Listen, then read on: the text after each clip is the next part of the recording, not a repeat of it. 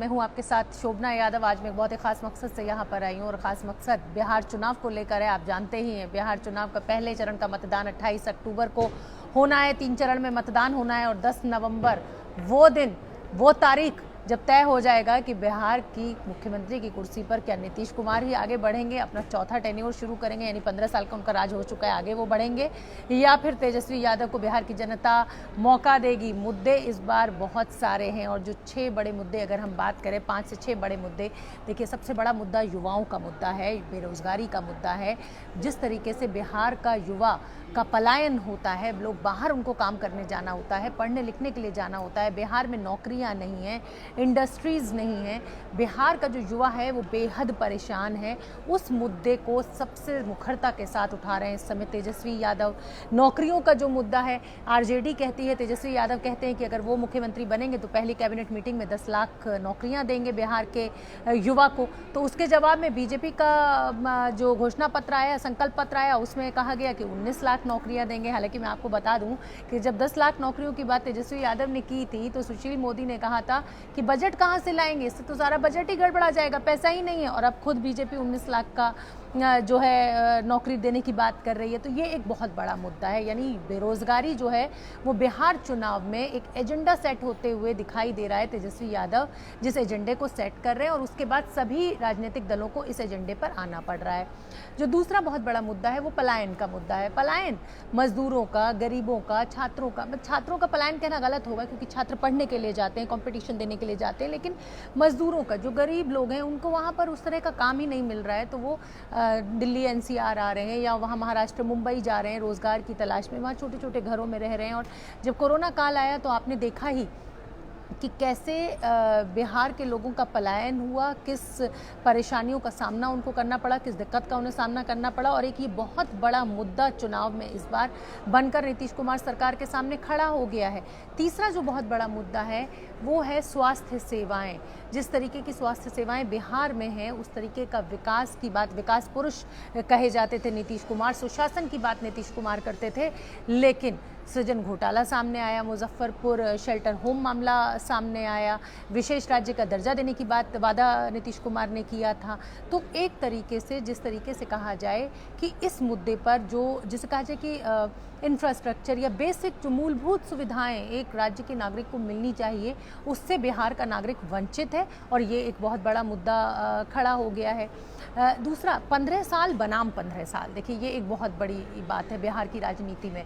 15 साल लालू यादव का राज रहा और फिर 15 साल जो है वो नीतीश कुमार का राज अब पूरा हो चुका है। तो नीतीश कुमार हमेशा ये कहते हैं कि भ्रष्टाचारी सरकार, जंगल राज की सरकार, अब 15 साल आपकी भी सरकार रह ली है, तो अब जो मुकाबला है वो बिल्कुल बराबरी का है। अभी तक तो नीतीश कुमार 2005 से ये कह के वोट मांगते थे कि भाई आप मुझे वोट दीजिए तो मैं बेहतर राज्य दूंगा, मैं सुशासन बाबू और मैं बेहतर नेतृत्व दूंगा, और विकास पुरुष वो कहे जाते थे। तो एक 15 साल बनाम 15 साल, दूसरा बेरोजगारी, तीसरा पलायन, चौथा जो मूलभूत सुविधाएं बिहार के लोगों को मिलनी चाहिए वो नहीं मिल पा रही हैं। तो ये जो 4-5 बड़े मुद्दे हैं। अच्छा, आर्थिक स्थिति की भी बात करें, जो पर कैपिटा इनकम है बिहार के आदमी की, आज भी उसमें कोई बहुत खास बढ़ोतरी नहीं हुई है। अगर हम बेंगलोर से उसकी तुलना कर दें तो आप सोचिए कि कहीं आसपास भी नहीं है बिहार का राज्य का नागरिक।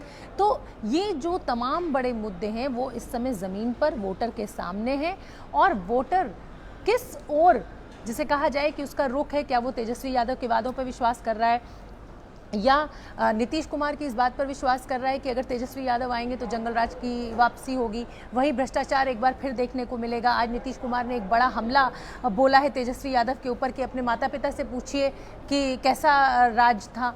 तो अब बिहार की जनता को ये तय करना है कि वो किस ओर, मतलब वो किसकी बात पर यकीन कर रहे हैं। लेकिन मैं आपको बता दूं कि तेजस्वी यादव की रैलियों में जिस तरह से भीड़ इकट्ठा हो रही है, ये कहा जा रहा था जब शुरुआत हुई थी चुनाव प्रचार की कि क्योंकि लालू यादव, ये पहली बार बिहार का कोई ऐसा चुनाव एक लंबे दशकों बाद हो रहा है जिसमें लालू यादव की फिजिकल मौजूदगी नहीं है, लालू यादव जेल में है।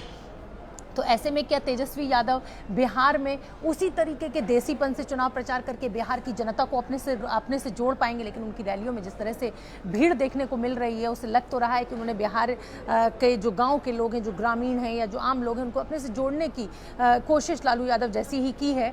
लेकिन सवाल ये भी पैदा होता है कि रैली में जो लोग एकत्रित हो रहे हैं, क्या वो वोट में परिवर्तित होंगे?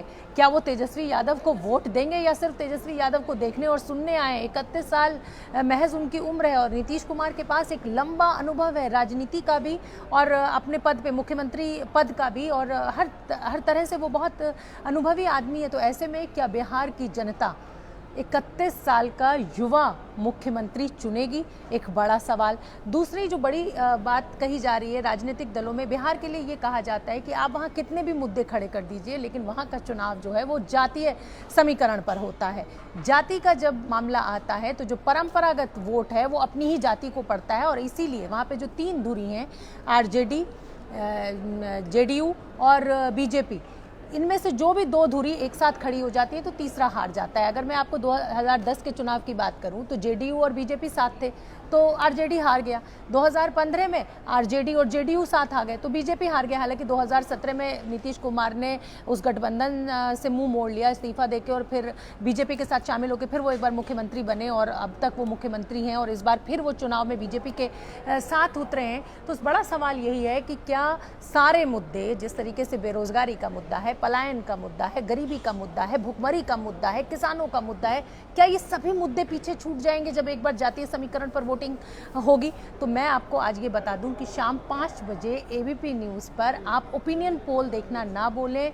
#ABP news opinion poll, #ABP opinion poll.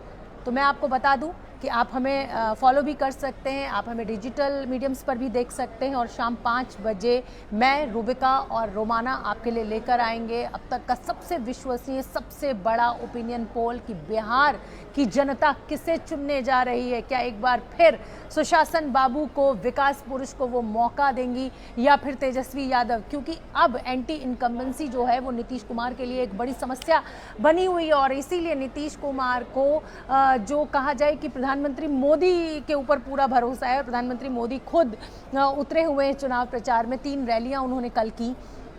तो अब ये देखना है कि बिहार की जनता मोदी के नाम पर क्या नीतीश कुमार को एक बार फिर लेकर आ रही है, या नीतीश कुमार का ही 15 साल का शासन बिहार की जनता को पसंद आया है, या फिर तेजस्वी यादव जो युवा बिहार की बात कर रहे हैं, 31 साल के मुख्यमंत्री बनने की बात कर रहे हैं, क्या बिहार की जनता उनके साथ जाएगी? तो शाम 5 बजे #ABP ओपिनियन पोल देखना बिल्कुल ना भूलें, शाम 5 बजे मेरे, रोमाना और रूबिका के साथ। नमस्कार।